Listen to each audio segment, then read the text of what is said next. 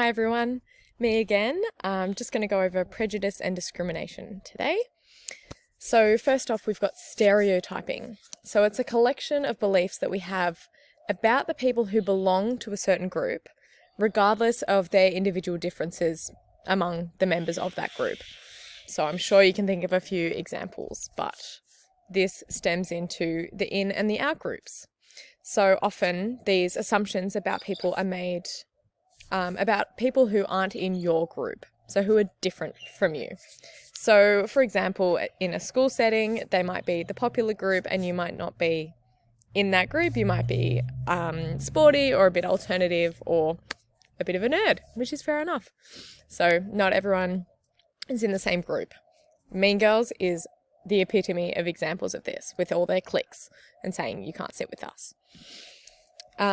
Definitely watch this link. I'll post it in the caption.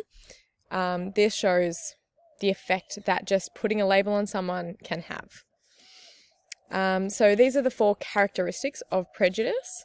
A lot of the time people feel superior.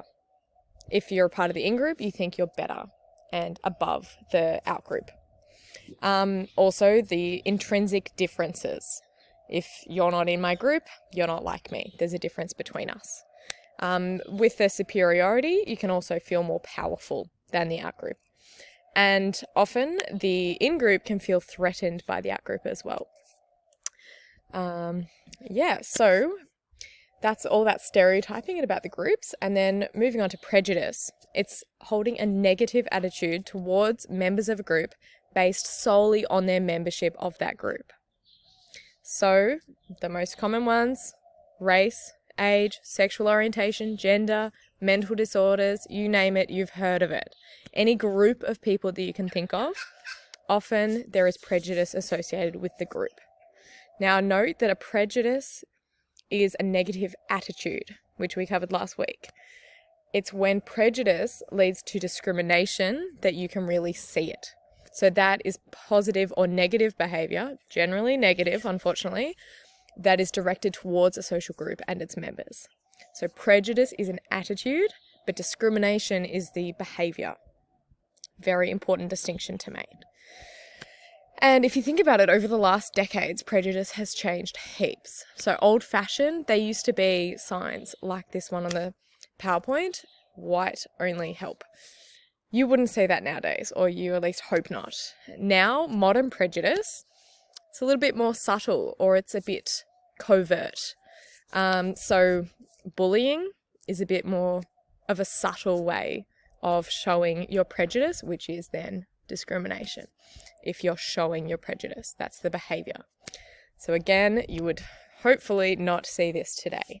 Society is a little bit more PC now and open-minded, but modern prejudice, an important part of this is that people can be prejudiced and have that negative attitude, but not voice it. So they're just, and obviously you can have any opinion that you want, but an example of modern prejudice would be someone acting like they support same-sex marriage. However, they might not have voted for it when we could vote a couple of years ago. Same way about Australia accepting more refugees. Someone might say, oh yeah, absolutely, we should let everyone in, and then act in a different way. So that's modern prejudice. Discrimination, as discussed, it is the negative, generally negative behaviour that is directed towards a social group. And this can be direct, which is self-explanatory, but there are examples, or indirect.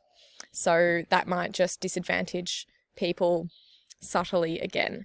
So for example, encouraging breastfeeding, but nowhere to store milk, or getting strange looks at a cafe, even though they say they support it.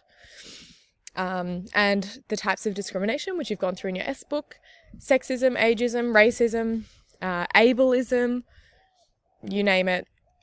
There is a group of people and they have probably been discriminated against because of it, unfortunately. So there you go, prejudice and discrimination sorted.